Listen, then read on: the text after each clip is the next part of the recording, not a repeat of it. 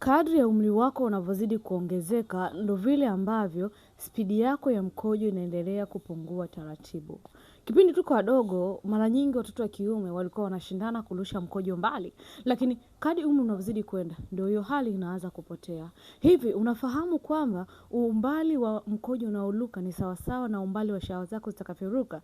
Maana yake kama mkojo wako unakojolea kwenye miguu, yaani hauna uwezo wa kuruka hata sentimita 5, maana yake ni kwamba uwezo wako na uzalishaji wako uko chini sana, kwa sababu hata mbegu zitakazozaliwa zitashindwa kuruka umbali mrefu. Hivyo basi, changamoto ya mkojo, kupata hisia, kukosa hamu ya tendo la ndoa inaweza ikawa ni dalili ya kutanuka kwa tezi dume.